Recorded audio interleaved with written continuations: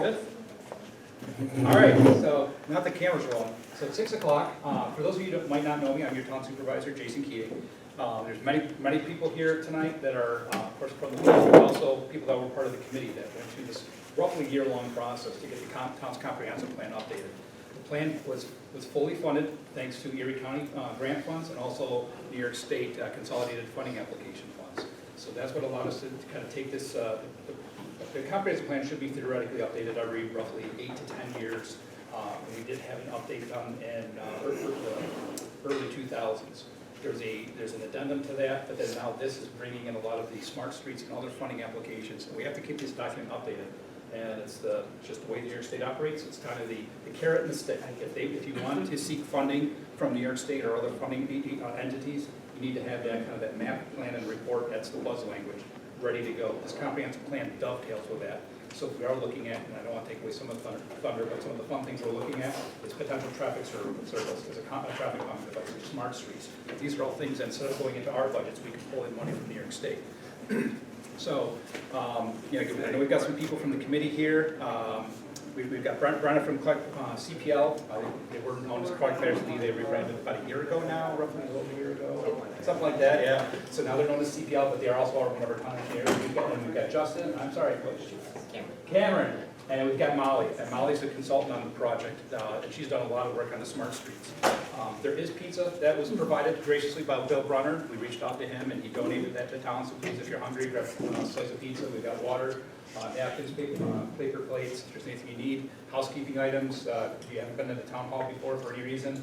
Men's room is just about halfway down the hall as you start to head down towards the glass doors. Ladies' room is like you're going to head out the glass vestibule, first door on the right-hand side. I don't know if anybody has any questions for me, but before we get started, I'll open it up for any questions anyone may have.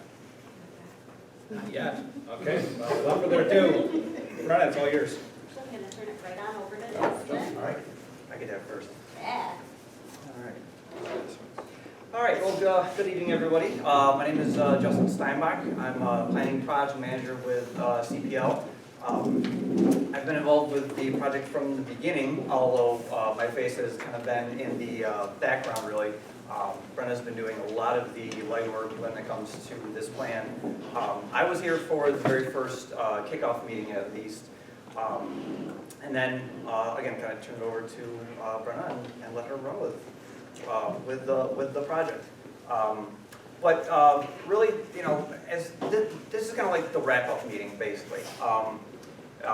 We've been working for about a year on the closer.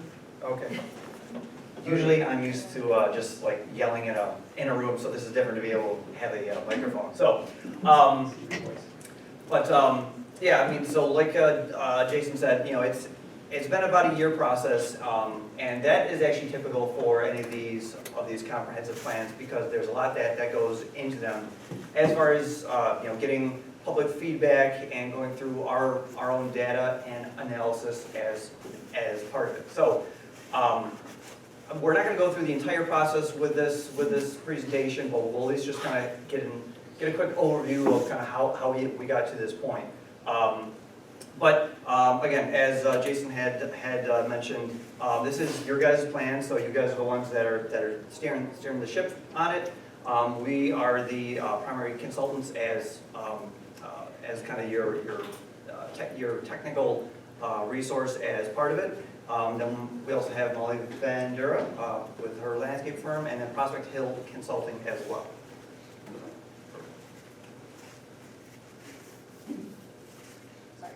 Okay. Again, so as Jason mentioned, this project was funded by the New York State Department of State, as well as Erie County. So as a consequence, the amount that the town had to pay for as part of this plan was a smaller percentage of it. So it's a really great opportunity to get this funding from the state and from the county. Planning basically is a proactive approach to trying to identify where does the community want to put its time, its talent, its financial resources, its manpower resources into projects and policies and regulations and such over the next 8 to 10 years. And it kind of sets the ground rules or the foundation. If there were any zoning changes that were to be made, this is the document that kind of guides it. Again, because it takes a technical approach to developing this plan, which involves a lot of community input as part of it.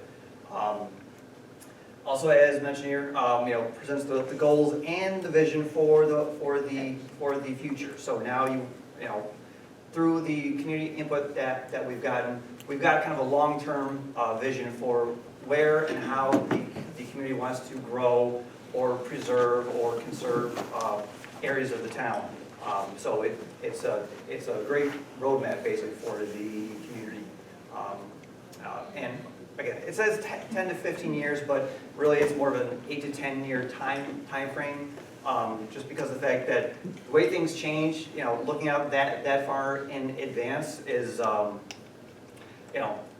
not quite the best. I mean, unless someone's got a crystal ball that works better than mine, 8 to 10 years is a good time frame, with the intent to kind of look back at the plan every maybe 4 years or so, give it a little bit of a refresh, and see are we still on the right direction or not.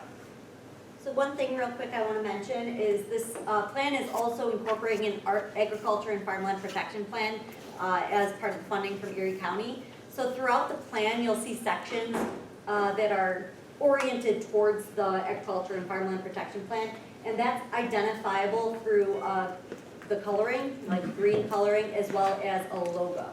So it's just something to be aware of and look out for when you do get to see the plan. Yeah. So this logo here actually on the my right, your left-hand side. Again, so as I kind of mentioned a little bit as far as what our time frame, our timeline was, and these were the major steps in the process. Hard to imagine, back in June of '23, we kicked this whole plan off. And from that point on, as these different milestones represent, this is all the different work that we did.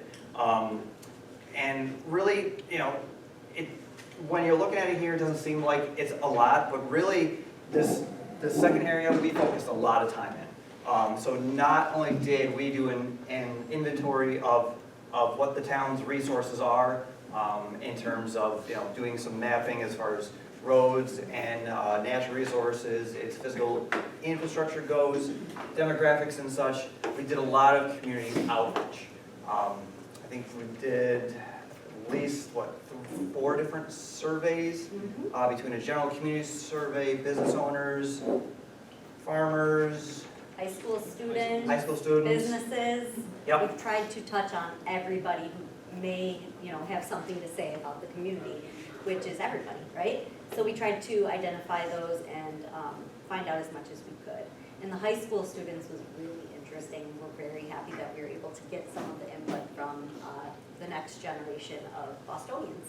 Yep, absolutely. And so, because a lot of attention and time and effort was focused on that, that's what really drove the rest of the plan. Because, again, this is the community's plan. This is not our plan. This is, we just, again, just kind of come in as your technical resource, but it's the feedback that we get from everybody here and beyond that ends up coming into the plan. So yeah, so public kickoff, first public meeting in August. As Brendan mentioned, the community survey and the stakeholder outreach. We had our second public meeting in which we kind of did, all that legwork and came back to the community and said, hey, this is what we found out. This is what we heard from you guys. And we just kind of summarized everything to kind of make sure that we were on the right track. And kind of talked about some initial, vision, some initial goal ideas. Again, just to make sure that, hey, are we connecting the dots correct? Did we miss anything, or is there something else that we need to touch on? And it's great to see some familiar faces who have come to all meetings, so thank you. Absolutely. And I should mention too that throughout this entire time too, as Jason had mentioned, we did have a steering committee that met almost monthly, sometimes every other month, And they were the sounding board. So anytime that we came up with any kind of draft documents or anything else like that, kind of posed it back to the steering committee and got their feedback. Again, just kind of make sure that we're on the right path. Steering committee, raise your hands. Yay, thank you. Thank you guys. It's, you know, it's definitely without you guys being there as part of the group to kind of, you know, make sure that things move along. It doesn't get done as easily, and it doesn't give as much of that local voice to this plan without you guys.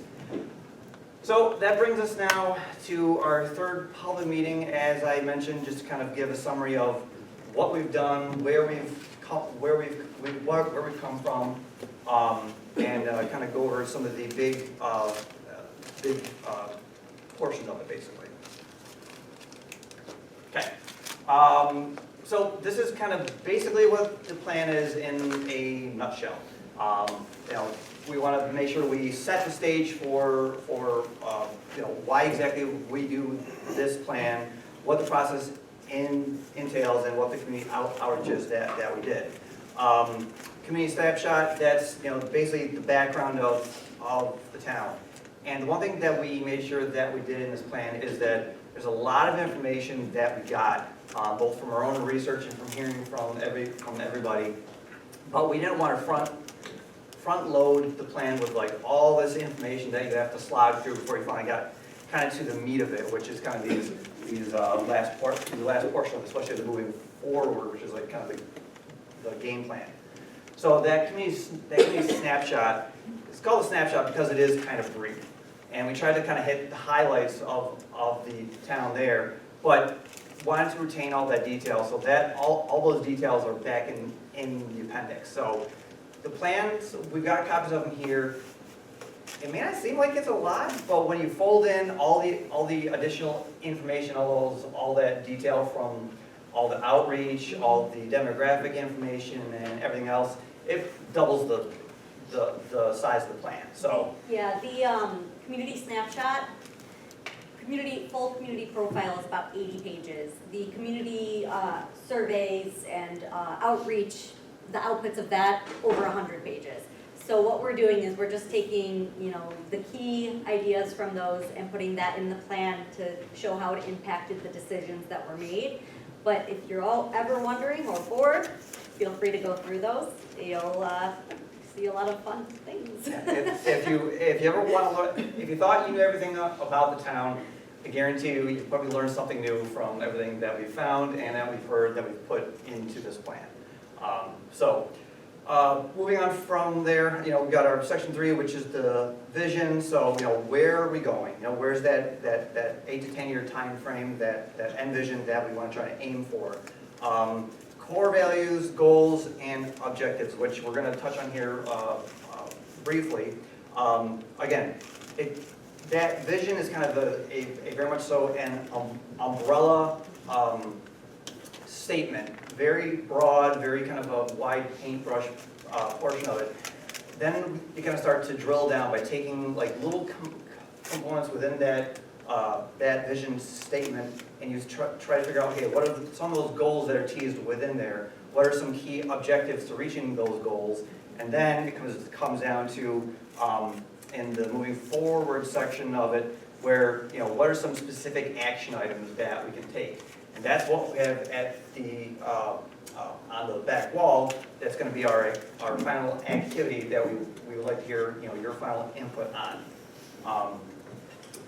So again, all this work, all this information that we got gets to the moving forward section, which entails, you know, future land use, which is kind of a rough idea of generally where we, I say we as in you guys, want to see different land uses kind of occur. It's not a zoning map, but it's something that kind of influences zoning to generally outline where you want to have certain land areas kind of be. So if you want areas of preservation or agriculture or commercial development, that's kind of outlined there.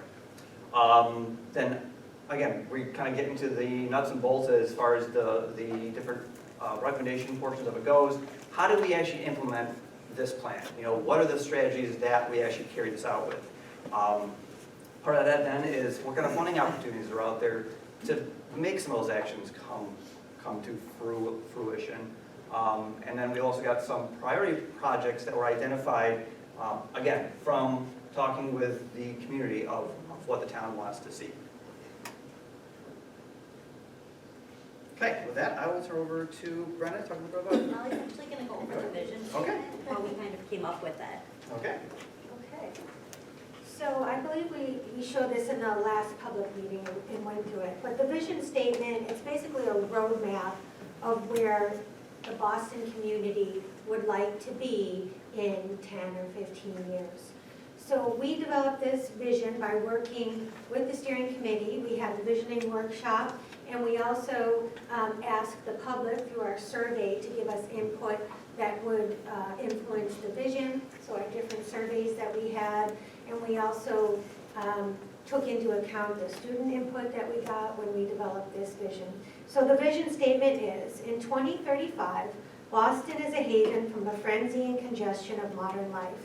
Its blend of small-town charm with modern infrastructure has created a stable yet resilient rural community. Housing initiatives preserve our rural character while introducing sustainable and affordable living solutions. Our town thrives as a self-sufficient hub, supporting local businesses and fostering community. Our transportation and recreational trail systems provide options for getting around. Boston's commitment to preserving agriculture and scenic and natural resources strengthens its sustainability and desirability and provides a solid base for controlled growth. So what we do with this vision statement then is we moved on in the process and we identified goals and objectives and strategies that are basically recommendations of this plan to help Boston achieve this vision. Uh-oh, now it's my turn. I like to talk too, so, sorry. So actually, the next thing we did was pull out some core values that we found as trending values throughout the whole of the community output and the research that we've done. So of those, we have small town dynamics, open space and historical features, recreation and trails, family-oriented community, and safe and sustainable infrastructure. That's what we want, right? Right. But also, I would love to, I grew up in Hamburg. I know, Hamburg. But I love coming out here, and I want to be able to take my daughter out here. So I would also like to see this for Boston. So first, the small town dynamics. I think that a lot of Bostonians were worried about too much growth too quickly. We've seen it in other communities, and it's not really what is appropriate here. And so I think that with that being said, maintaining small town dynamics has really become something that's important. And we've seen that. The small town feel is what makes Boston special. And it is a high priority of the people to maintain this going forward. Open space and historical features.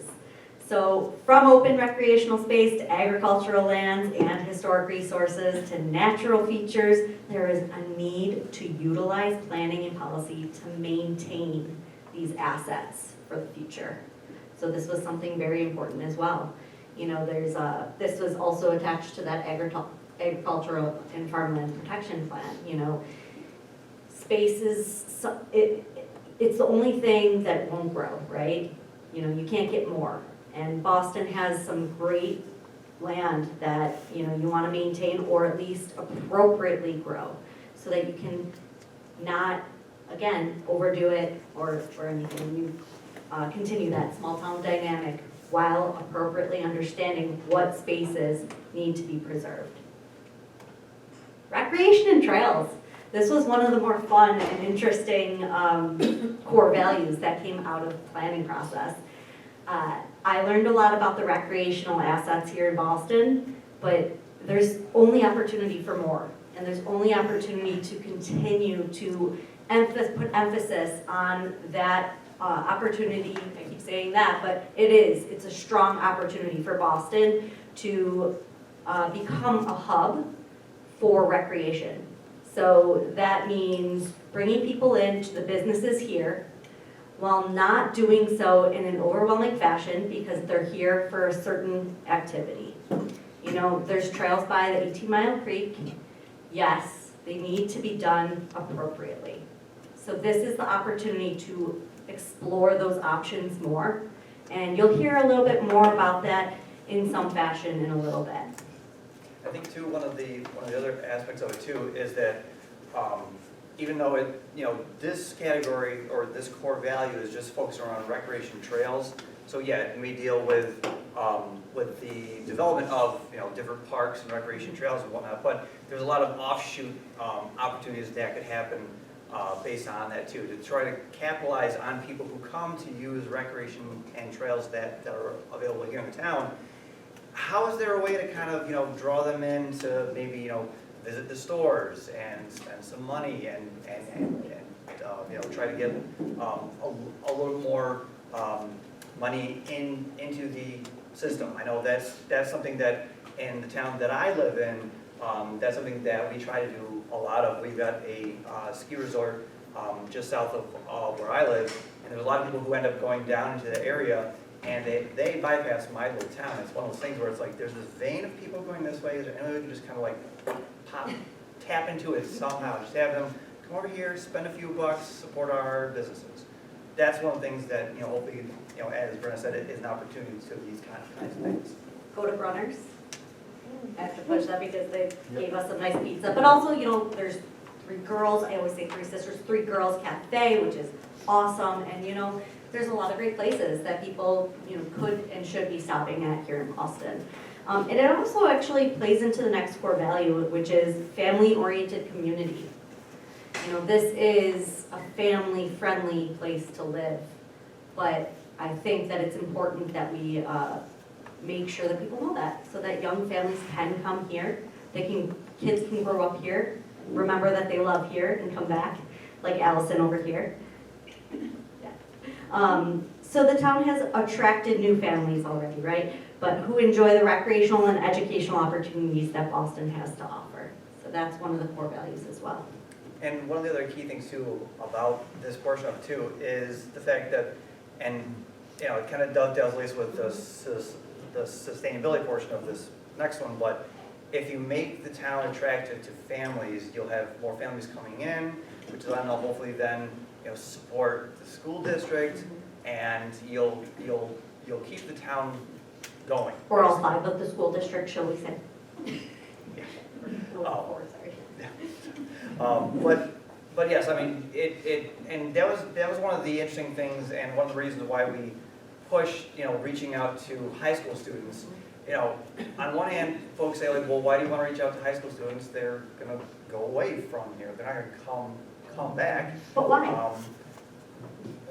Well, I mean, maybe they could.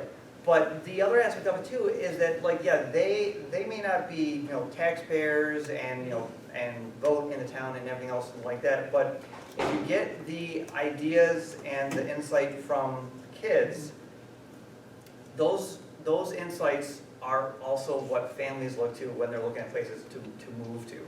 So you're kind of planning with what families have in mind through the eyes of the kids. So kind of bringing that perspective to the table helps in that long-term vision and hopefully makes the town sustainable in terms of its population. Yeah, and that plays into the next one, you know, safe and sustainable infrastructure, so that people can come and move back here because the roads are well done. We have some great drainage plan, and you know, Jason's been doing a great job of already hitting on a lot of those points that are needed to make a safe and sustainable infrastructure. But you gotta, you know, continue these trends, and you gotta keep it moving, keep that motion going. So, you know, residents commented that traffic calming mechanisms should be examined, particularly at high-speed, limited visibility locations. So the first spot that I think of when I think of that is down by the Boston Hotel. Anyone else think of that place, that corner first? That one and Trevor Road's the other. Yeah. So, you know, there's some areas that this can absolutely be explored in different ways to make sure that it's safe for you know, community and for patrons and, you know, for people just out for walks, you know, beautiful day. So that is one thing that can help us to achieve the goals and the vision. So from the vision and with those core values and everything in mind, all of us together came up with some goals. These goals represent a lot of the feedback that we've received. This has been put together with the help of the steering committee, and these are goals that are looked to be achieved, you know, and worked towards. And this is really the starting point to be able to get funding to achieve these goals. So number 1 is preserve community feeling and small town character. Number 2, preserve and protect scenic, historic, and natural resources that define Boston. Number 3, promote a balance of mix of housing, businesses, and services to create a self-sustaining live, work, and play community. Number 4, promote transportation planning and design that is safe and meets the needs of all users. Number 5, improve and maintain local infrastructure to meet current and future needs and ensure its resiliency. And number 6, allocate resources to support public services and encourage civic responsibility. Thank you all for being here, but how many people live in Boston, right? We need people here. You need to have participants in order to understand, you know, what is needed. And we were lucky. We had actually a really great number of people respond to our survey. And, you know, through the many outreach aspects, we were able to get a lot, but it's important for people to participate. It's great to see you guys here. It's great, you know, encourage that civic responsibility. So of course these are trending. You can see, or I'm sorry, you can see it moves along. They're all, it's nothing new. But here we go. So the first goal, some of the suggested actions.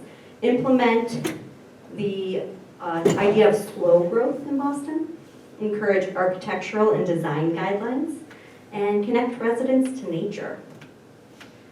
Now, goal number 2, preserve and protect the scenic, historic, and natural resources that define Boston. We have promote education of local history. Frank and Jay, I'm sure, will love that one. Maintain continued certification as a New York State climate smart community and work to become certified silver. Pam, you'll probably love that one, sorry. Develop a scenic resources inventory. Identify scenic and natural resources in Boston and implement measures to preserve and protect. So these are, as you're seeing, you know, these are the actions. These are things that we can do moving forward. So for goal number 3, promote a balanced mix of housing, businesses, and services to create self-sustaining live, work, and play community. You know, we're looking at build community senior center that can be used by both senior citizens and recreational purposes. You gotta have it in there because you gotta start somewhere, right? Yeah. You have one here. Yeah, this one here, yes. It's in there because, and I know that this is actually, you know, kind of a high reach on the tree, right? To build a new one. But again, you have to put it there because if the funding ever comes about, you can reach for it now because it's in your plan. And you can build on it. And you can take, I know that you guys put a lot of money into here, and it's great, right? But imagine, you know, one that has just a little bit more. And again, it's just there, it's a high reach. And the other aspect of it too is that, you know, again, a lot of the actions, goals, and everything else that are in here, this is stuff that we've heard from the community. So this is not something that was like, oh, this would be a good idea for you guys to do. We're taking what we've heard and putting it in here. And like Brennan mentioned, yeah, something like this is a little bit of a higher reach, a longer term goal. But the one thing that we wanted to make sure that we had in here is a mix of low-hanging fruit, things that you can do a lot quicker within maybe 6 month, 1 year, 2 year time frame that will have some more immediate actions while you're looking at those longer term goals. That image a couple slides back of that roundabout, that's not going to happen overnight. You know, that's going to take quite a number of years to you know, find the funding, do the design work, everything else like that. So that's kind of a longer term project. But we want to make sure that the action items that are in here have that mix of low-hanging fruit, and long-term stuff, and everything else in between. Can we keep going? Or do you want- Second one here is develop land use regulations and policy that encourages development of housing options that appeal to the full spectrum of age groups. And actually, I'll just go on to the third one, then I'll kind of like dovetail between the two of them. Provide flexibility in the zoning regulations for properties in the hamlets to allow a mix of uses and create more diversity and vibrancy. These two actually point to more regulatory actions that the town can take to update its zoning code and other aspects of its town code to put action behind the comprehensive plan. So comprehensive plan, again, it's a blueprint, it's a guideline for where you want to go, but it doesn't have any teeth. Like there's nothing in here that can be enforced. That's where zoning and other regulations come into play. So because this is a community-supported and developed plan, what's in here has already been kind of pre-vetted by the community. So now the town board can take action on looking at its zoning code and trying to take these aspects related to housing and flexibility in the hamlet, put that into the code to actually make it happen. It's not because you put it in there, it'll happen. You know, it's not like the field of dreams, if you build it, they will come. It's not like that, but if you at least have the zoning in place, you're setting that foundation for something to at least happen. Whereas suppose if you don't have it now, then there's no way it's gonna happen. Too many fingers. Number 4, promote transportation planning and design that is safe and meets the needs of all users. Again, like we kind of touched here, increase walkability in town where most appropriate. Establish strength and regulations for road projects on the major highways in town. Again, regulations. Develop land use regulations and policy that encourages the development of housing options that appeal to the full spectrum of age users, of the age groups. Increase transportation options for residents of Boston. Again, these are kind of a little bit more far-reaching actions, but again, if we don't put them in here to guide it, then it's... Especially that last one, because we do know the bus route got, kind of taken away. So if it's in here, there's at least a little bit more to move forward with, because it is like hey, our community needs it. Look, they're here, they're saying there's nothing for them, they need that. So, something like a bus route that was coming out to Boston and no longer is an example of something, yes, it may not happen overnight, but it's something, it's here, right? No.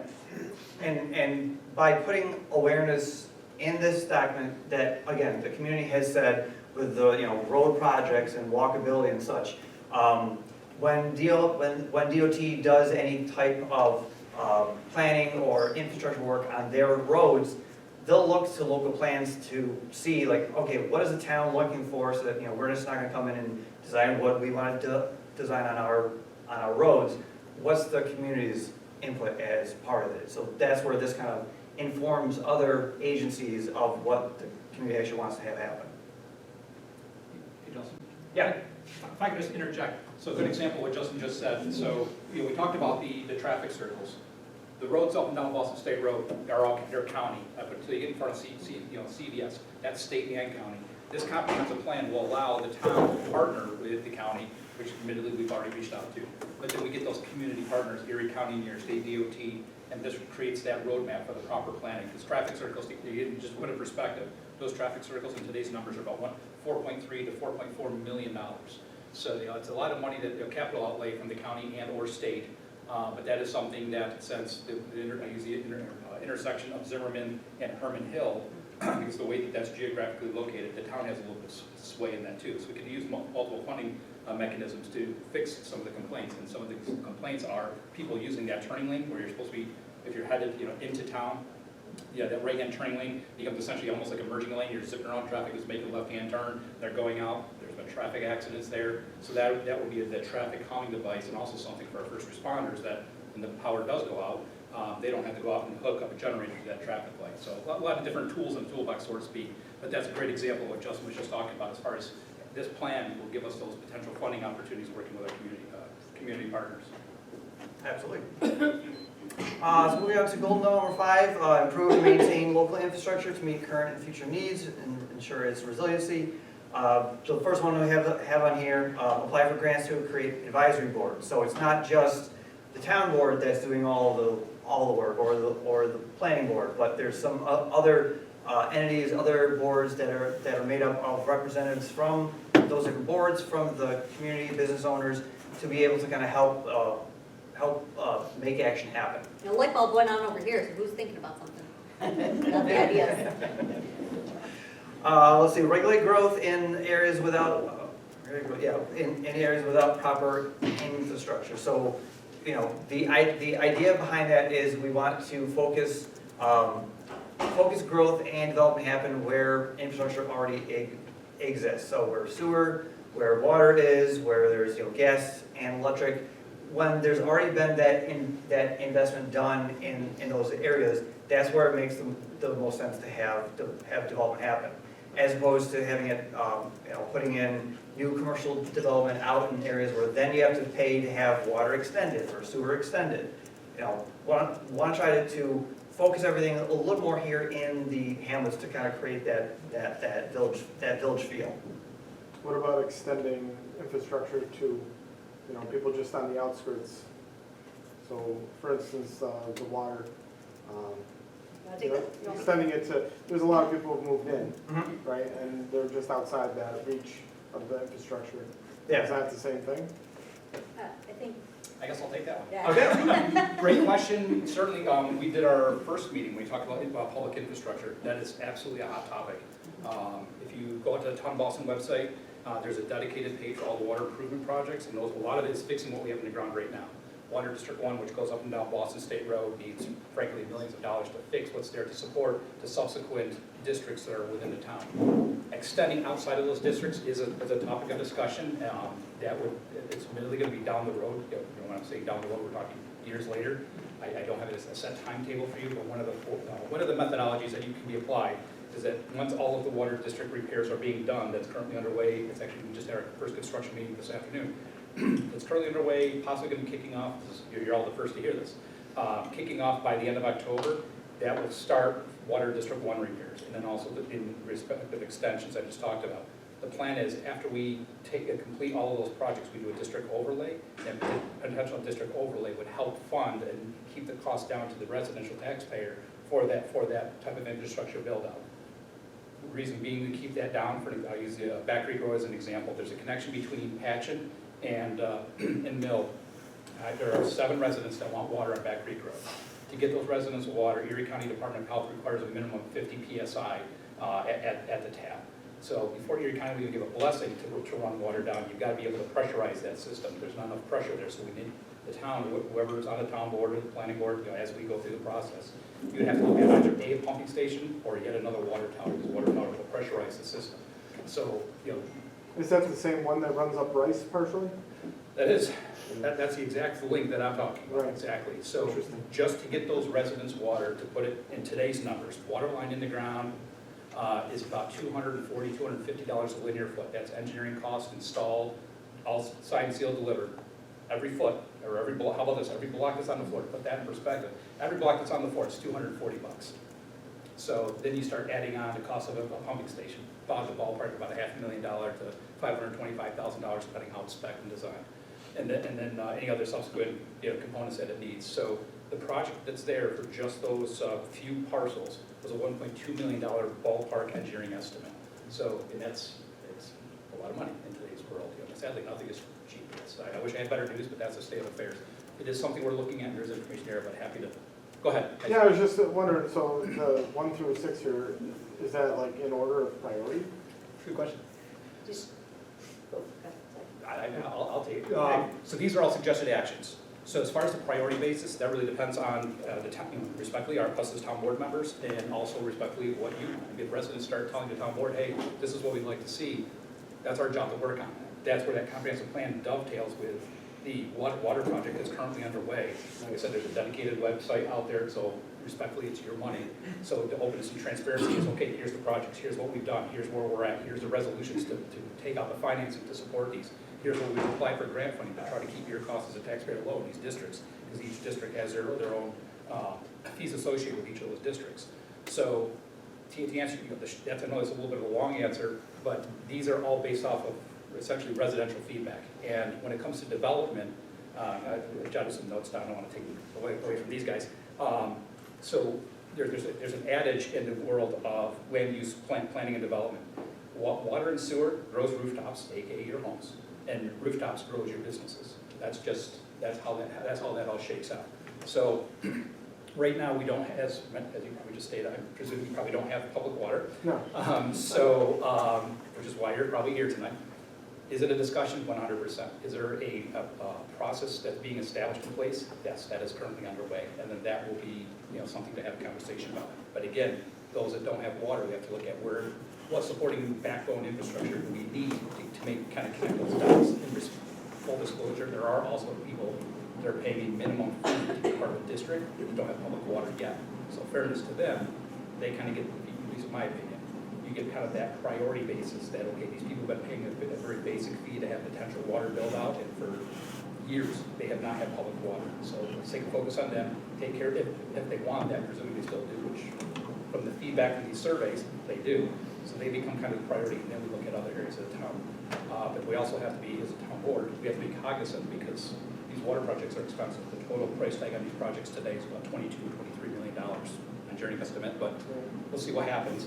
We have to be careful, because if you hit a certain threshold, the New York State Comptroller has to approve that set debt level service, because of the fact that you don't want to have an undue tax burden on the taxpayer. So that's where that district overlay methodology comes in. You overlay that, so instead of having potato, and different, how homes paying different rates, if you were to take out Water District 1, here's how we can help you people.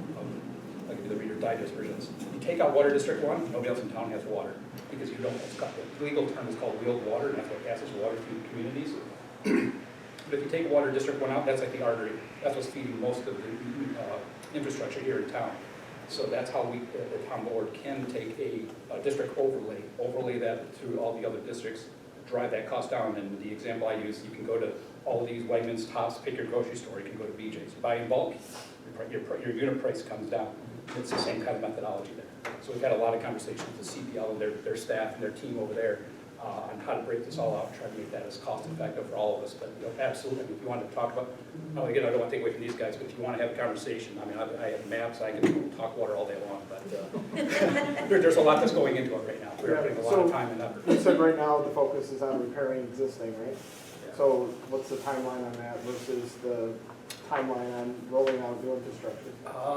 New infrastructure, I would have to gander, we're probably looking at like a 4 to 5 year window. It's probably about 2 to 3 years just to fix what's in the ground. Like I said, we're breaking ground, hopefully, the low bid, because this all goes out to bid, the low bid, they have a project, again, we just learned this afternoon, so it's hot off the press. The contractor has a project that's going down under res right now. They have a potential second leg of that might be approved soon. So they're probably going to finish that up first. He says if they don't have the equipment or it doesn't get approved at the reservation's next meeting, he says they're going to shift resources up here because they don't have work to do. They'll shift them up here. They'll start here in Boston until I'm not going to use the S word, but until the white stuff starts flying. And they'll work until that frost line starts affecting their work. And then they'll work until they can. If we have a mild winter like we did last year, they're going to blitz it and go right through the winter time and try to get ahead of the construction schedule. So that's kind of where we're looking at. A lot of it is environmental, supply. I will say some of the valves are still economic factors such as valves right now are still, they can be anywhere between 4 to 8 months out, depending on the type of valves that are needed. There's a lot of key components here, just because of the fact that a lot of the infrastructure we have is 40 plus years old in some cases. It's ductile or cast, and the type of soil we have is feeding that line, so it's all going to be plastic. But those are all the other things affecting the contractors. And then also for permits, sadly, I'm not going to use entities' names, but permits are delayed. And that's another thing, which is why we're far behind where we should have had this. We should have had this up and going, and construction started almost 8 months to almost a year ago. But it's just delays of permits and things being approved by your county Department of Health. The market was flooded with a bunch of money. We're all scrambling for the same resources, materials, engineering. So, yep. Happy to chat with you though. Yes. Just a question, District 1, what is the PSI? Well, if you talk to the Erie County Department of Health, it's within specs. I have to presume 50 plus PSI, somewhere in that range. It can go higher than 50 PSI, yes, if that's there you go.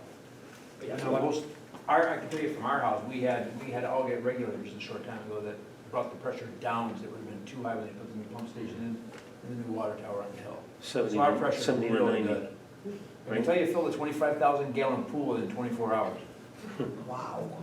And that's why that. It's tank- good pressure. And that's why that tank and water, that tank and that tower up on the hill is built as big as it is, so that you could have the reducing valves, so you could reduce that pressure down so everybody would have it. The problem is that tank and that pump on that hill was not built large enough to supply that hill over there. And that's why just 2 weeks ago or 3 weeks ago, we had a major fire at the old TLAC farm up there. And the supervisor had to let people know that the water pressure was gone, very low, because we drained the tank very quickly. We drained those tanks. Because if there's a fire and we're shooting out 1,200 to 1,300 gallons a minute, it does not take long to drain those tanks. So that's why you look at the long-term goal out, a lot of those houses up there that were promised water, as Jason said, that are not getting it, that's the problem. Yeah, that is one of the issues, so, and I'll stop talking about water. I guess I can talk about it all day long. So, this is something with our first responders, and if you've, since I've been in office as a public servant, we had a house down on Ripple, that was a total loss. There was a water line break down there, and sadly the family lost their family pet, and they lost their property, everything on their property. We had the one down here about Boston Colden Road in recent memory, I guess we'll say, if you have to pick up on that one. Or Cross, thank you. Boston Cross. What should have, in my opinion, what should have been a garage fire, no, nothing against our first responders, but because the water line, it's called water hammer, and the age of the water line, they cracked. They couldn't draft the water. So these are problems that are affecting our first responders, and respectfully, that's all of us, myself included, all of us in our community. So that's why we need to take the time, do this, get it taken care of, and get this water infrastructure where it needs to be, because these things are just, they keep puns intended, they keep repercolating, back into conversations. We need to make that In investment. fact, there was a hammer break 2 weeks ago with that TLAC farm up there, and I believe there was a water main that busted down Yeah, water hammer on on Heinrich. Hamlet. Yep. Yep. Sorry. Water's a big topic. Speaking of, yeah. So I, a lot was talked about, and I don't want to dilute the conversation or anything else like that, no pun intended, but just moving on to our other aspects at least. Third bullet here, improve the drainage within the town. They'll continue to, I know that there's been a lot of research. Yep. And then provide residents and businesses in Boston with reliable internet sources, which is always a hot topic, especially down in the South Towns area, just to make sure that, with us all being connected as much as we are, make sure that everybody has, good broadband access as much as they possibly can. Sixth and final goal, allocate resources to support public services and encourage civic responsibility. So first one, improve communication outlets for the town to get word out to residents. As Jason had mentioned, they've been doing a lot as far as transparency, letting know what's going on, projects that are going on, and so on and so forth. And obviously with the communication that we've put out, just as far as this planning effort goes, trying to do everything that they can to try to continue to improve those communication outlets so that everyone knows what's going on. I might add, Yeah. demonstration of the low response to the queries that the comprehensive plan work didn't bring in is a excellent example of that. That's something that needs to happen. Right?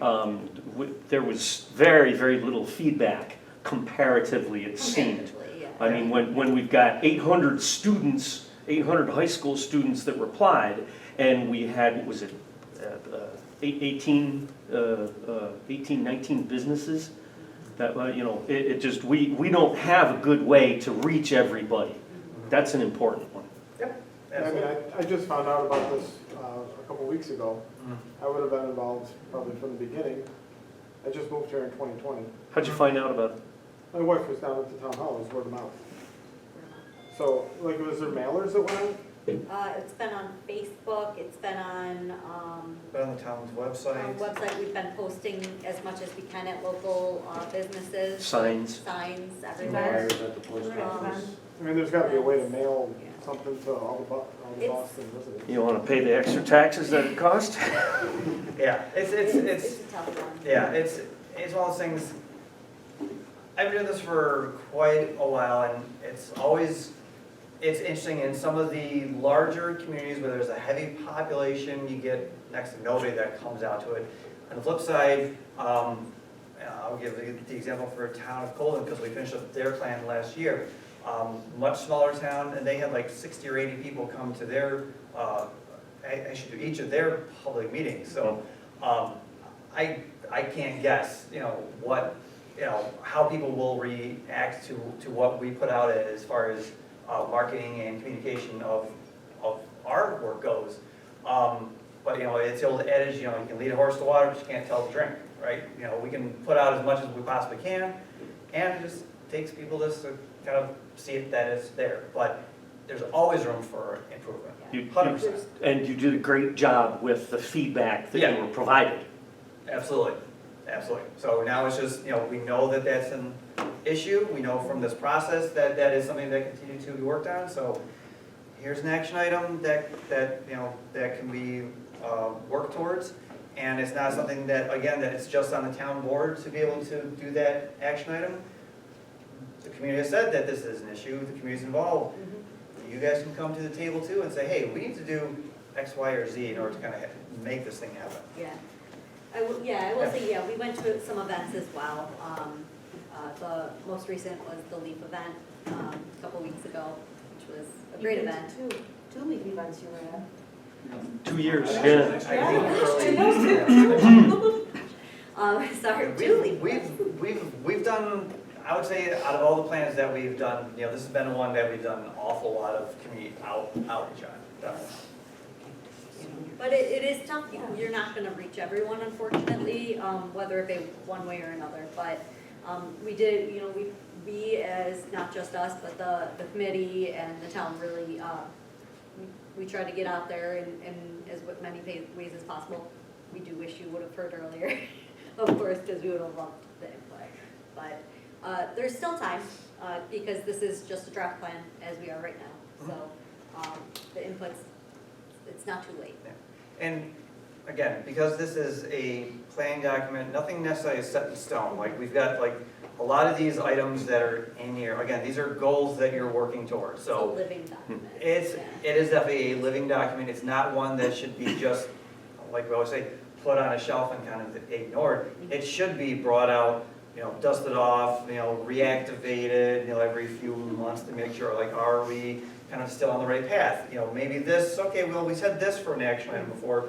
Maybe, given light of A, B, or C, we kind of tweak it a little bit this way or that way. So it should be something that should be actively brought out and used. And another thing we just want to make reference to before we move into, because the next one is the activity. Molly, if you want to talk about the priority projects just a little bit. Yeah, I do. Yeah, look at that one. Ooh, I have myself. Okay, so we started the plan, or the process with the vision, then we developed the goals and the objectives, and the strategies are the next thing. So there's a table that they have to show you, the activity in the back, that has all the strategies that say, how are we going to achieve these goals and objectives? And so a couple of these strategies are what we're calling priority projects. And we developed concepts for those so that the town can then use these concepts to apply for grant funding to actually get these projects implemented. So we don't have slides for them, but it's in section 5, moving forward, and we've got some copies around the room. And I just want to go through quickly, and then I'm happy to stand back in the back and go through these more with you. But we've got a couple roundabouts proposed for a couple intersections in Boston. 3 different intersections are proposed for roundabouts. Roundabouts are a multifaceted tool for improving transportation. They calm traffic, they slow it down, but they actually keep the traffic moving better. So your time to get through an intersection is actually better with a roundabout, even though it slows the speed of the traffic down. It improves safety because if there is an accident in a roundabout, instead of it being a T-bone kind of accident where someone's hitting on the side, which are very dangerous and cause a lot of injury, they tend to be more side swipe accidents, which do less damage and cause less injury. So that's another important benefit of roundabouts.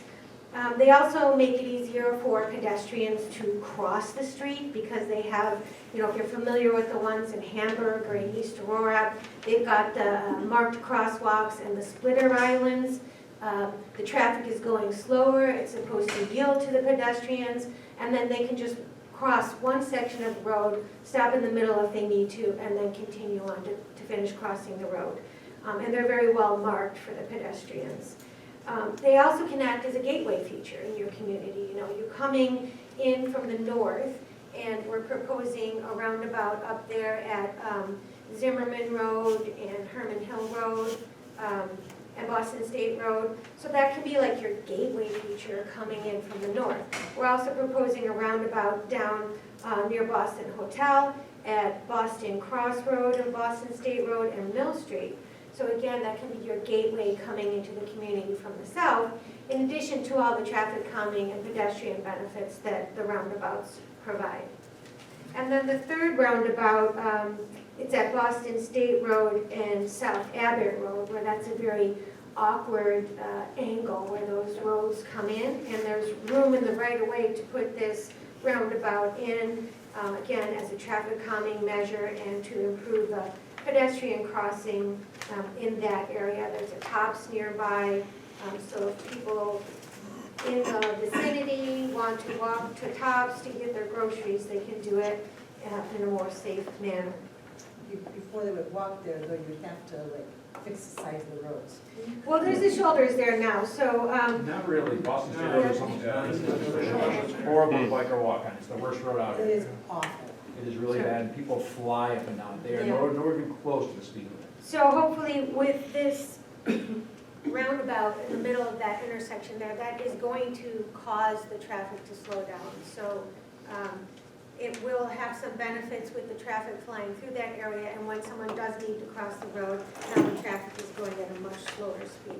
Having the safer streets like this also ties in with the climate smart community, which Town of Boston is now a climate smart community. One of the things we have to do as a community is have safer walkways for pedestrians.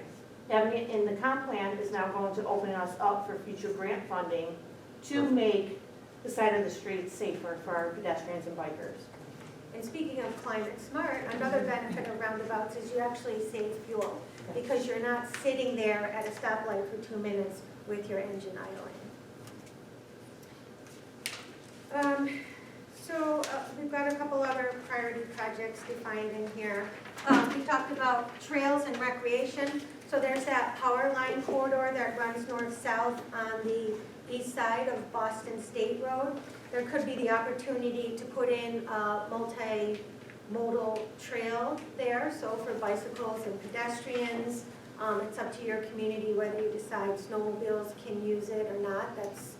That's dependent on the community and their preferences. Some people prohibit them, some people like it. So that multi-use trail running along north-south along that power corridor, and then there's the Buffalo GBNRTC, Greater Buffalo Niagara Regional Transportation Council. They have a bicycle master plan for all of Erie County. And Boston State Road and Boston Colden Road, I think it is, are in the bike master plan to get bike lanes in the future. So again, it's in the master plan because the county wants to get funding for it, or GBNRTC wants to get funding. So we're repeating that. We're showing that on this graphic here of proposed transportation and circulation improvements. So we're noting these bike lanes that have already been called out by GBNRTC, and we're showing how they connect with our proposed shared use path along the power line corridor. And then that bike lane that's proposed for Boston Cross Road goes east and eventually intersects with that rail trail that's proposed to run from Orchard Park down to, through, what's the name of that place? Edford. Yeah, before Colden, but anyway, yeah, on the way to Orchard Park, to Colden. But anyway, so there's that connection there. So this circulation and wayfinding plan sort of highlights how all these things come together. The proposed roundabouts, the proposed shared use path, the proposed bike lanes, and then how that connects to the existing trails that we have at Boston Town Park. And then we've kind of got a zoom in of that concept there. So down in the corner is a piece of that north-south multi-use trail that's running along the power corridor. And then we're proposing a connection that runs through some town-owned land, crosses Boston State Road. Maybe we'd have one of those rapid flashing beacons that the pedestrian can press the button and it lights up and flashes lights for safer crossing. And then coming into the town park here and connecting with the existing trails that we have. And here's the location that we're highlighting where the proposed community and recreation center might go. Central here to all of the things that you have around Town Hall here in the center of your community and along that connection between the proposed shared use path, the proposed bike lanes on Boston State Road, and the connection into the town park here. And after we introduce the activity, I'll pull these up so that they're on the screen for you if you want to come over and take a look at them blown up. Yeah, so those are the priority projects that we developed concepts for, illustrated, so that the town can take those forward then and try and get some grant money to get them implemented. Thank you, Mo. All right, promise you we're getting close to the end here. We're going to go into our activity here real quick. Give you guys a chance to stretch your legs, for us to rest our voices, but for you guys to give your input on things as well. I was just gonna say, going back to, were these in order of priority? That was asked, we asked that. That's where this activity kind of comes in.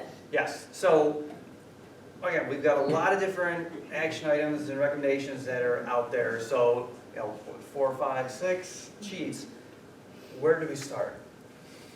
Could be anywhere. So this, what we want to do is, again, throw it back into the community's court to say, okay, looking at all these, where do you see as your own, big 3 priority areas?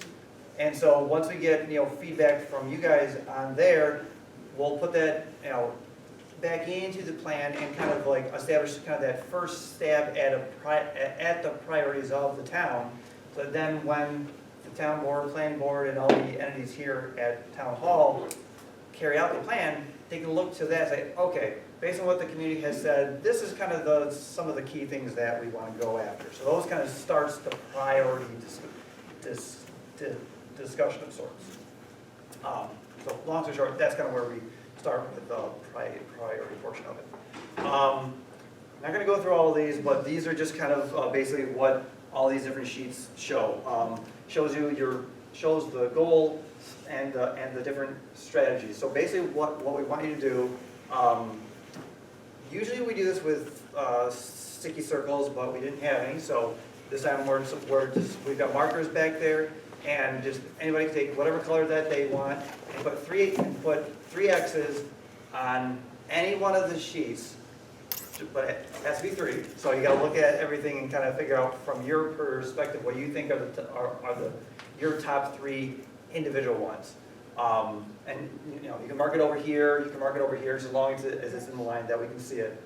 But gives all the different action items categorized under each goal and strategy. And if you wanted to leave any, notes or anything, you see something, feel free to. I also have sticky notes that I'll probably put out on the table for you.